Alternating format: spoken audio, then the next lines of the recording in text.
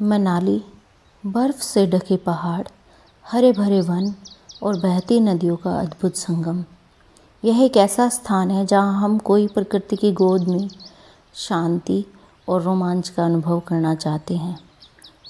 मनाली, जहाँ हिमालय के साथ एक प्रेम कहानी शुरू होती है। बर्फीली चोटियाँ, हरियाली और एक अनूठी संस्कृति। मनाली में आपका स्वागत है। प्रकृति की सुंदरता और साहसिक गतिविधियों का एक अद्भुत मिश्रण। जब मैं इस व्लॉग में आपको मनाली की अपनी यात्रा के माध्यम से ले जाऊंगी, जहां हम बर्फ से ढकी चोटियां, हरे भरे वनों और शांत नदियों का आनंद लेंगे। मनाली एक ऐसा शहर है जो आपकी आत्मा को शांति और आपके दिल को खुशी से भर देगा।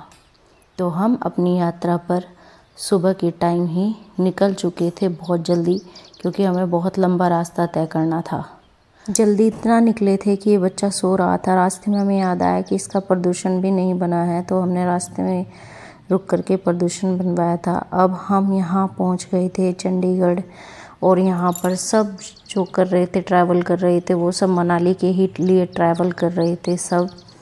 और इतना मज़ा आ रहा था ना, कोई बाइक पे जा रहा था, कोई गाड़ी में, और कोई जो ट्रैवल वो होती हैं उसमें जा रहे थे, कोई वोल्वो में जा रहा था। तो मज़ा आ रहा था कि जाते हुए देख करके ना।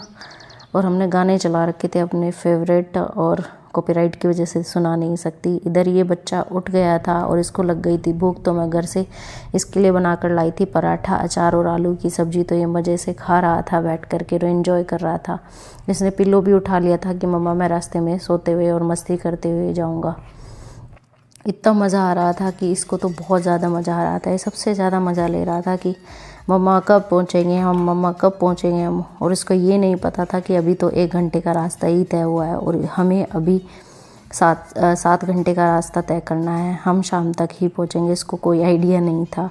फिर भी हम चल दिए थे। ऐसा है कि हम अगर बुकिंग पे भी जाते हैं, किसी के साथ जाते हैं, तो हम एक बंदिश में होते हैं, लेकिन खुद से जाते हैं तो कहीं पहाड़ दिखने शुरू हो गए थे। और इतना मज़ा आ रहा था इन्हीं को देख करके। हम ना इससे पहले अपने हनीमून के लिए यहीं पर आए थे।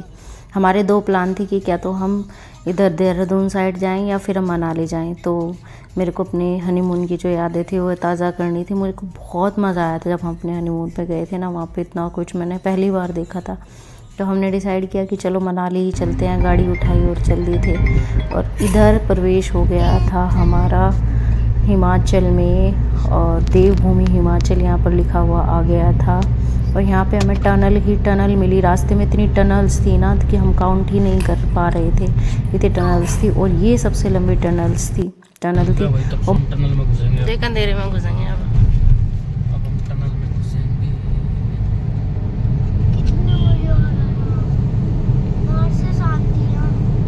इसे टनल कहते हैं, जो पहाड़ के अंदर से जाएंगे हम। पहाड़ के नीचे से हैं। अंदर से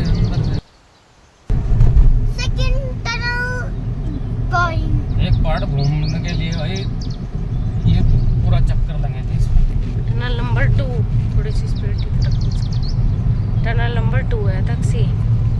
टनल नंबर 2। यस। ये तो बहुत छोटी है।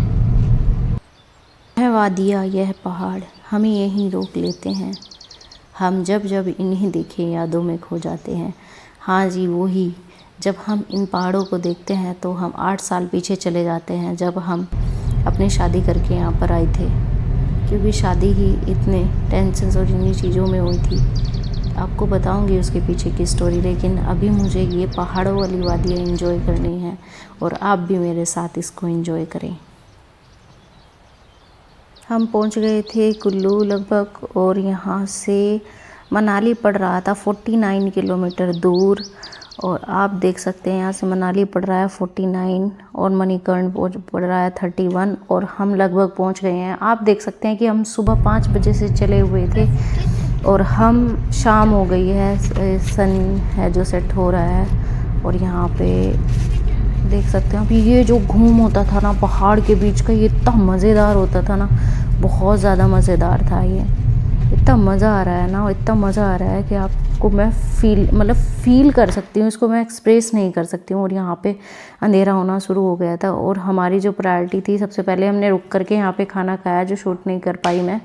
यहाँ पर रुक के हमने सबसे पहले खाना खाया, उसके बाद हम सोच रहे थे कि किधर देखेंगे रूम, क्योंकि पहले जब हम आए थे मनाली तो हमारा मेक माई ट्रिप से था, वहाँ पे होटल वगैरह सब कुछ उन्हीं लोगों का था।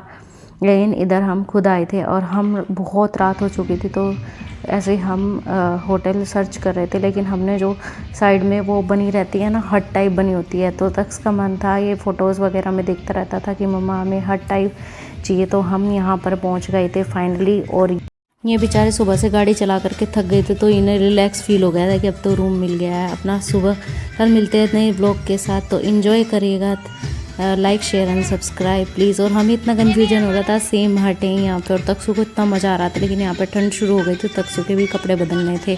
तो मिलते हैं कल, बाय बाय।